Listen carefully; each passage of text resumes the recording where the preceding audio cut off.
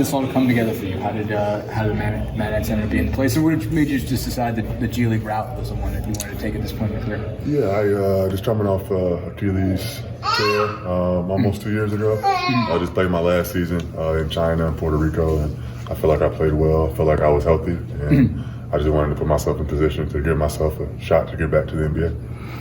What does it mean just to get back to the States? I mean, just after spending time away from it, basically. Was it important to come back, basically? Is it important to you to play here as opposed to playing overseas? I mean, I definitely have a newfound appreciation for playing home, just because my family can see me. And particularly here, I'm only 3 hours from Chicago, which is my home base. So night and day difference from being all the way in China. So it's just something that I'm very grateful for now that I've played overseas. What was just the experience like? I mean, I guess on one hand, you miss being home, but I mean, what do you feel like you got out of it?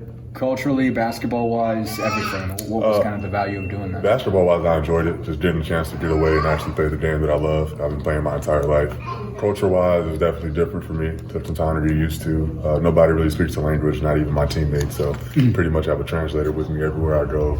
That made it difficult on the court, trying to communicate with one another, but just a new challenge for me. Anything specific about the G League that made you feel like that was the best route for you to potentially get back to the NBA at some point?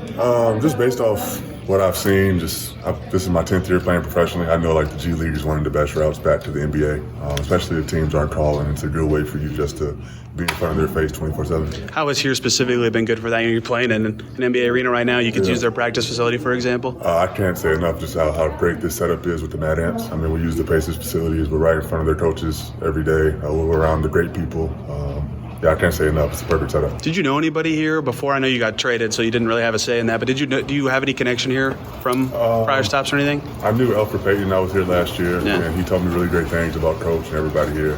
And obviously, I know Miles Turner. That's somebody I've known for a minute. We're the same high school class, so we go way back. Tell me more about that, basically. I mean, you guys probably saw and TJ, my guy. Good point. Yeah. Oh, teammates, right? Yeah. Mm-hmm. Yeah.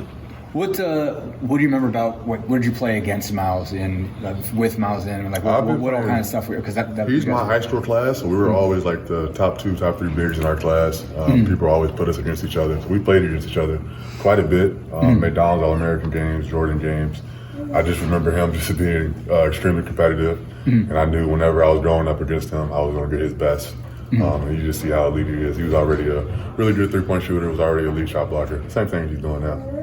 What you mentioned the Achilles. I mean, just what's it like working back for everything? It seems like obviously it's still a labor, basically. And just what are your kind of goals in terms of getting back healthy? What's possible at this point, and how have you just had to work through everything? Yeah, it's tough. The Achilles injury is the big injury I've had. Just having to take like pretty much a year away from the game. Definitely a lot on me mentally.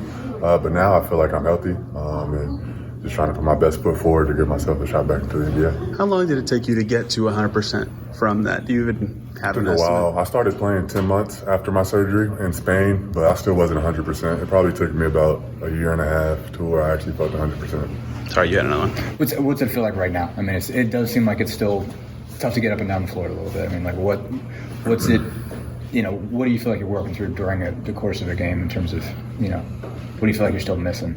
I think we just finished our 3rd or 4th game, so just still trying to get myself into game shape to be able to play as fast as the Pacers want to play. So definitely still working. To that end, the NBA has changed so much, even since you got in it, with the value of post play. How have you kind of tried to adapt in that? Like your first basket came from the perimeter in Cleveland, for example. How have you tried to evolve? You're right. It changed pretty much right when I got in.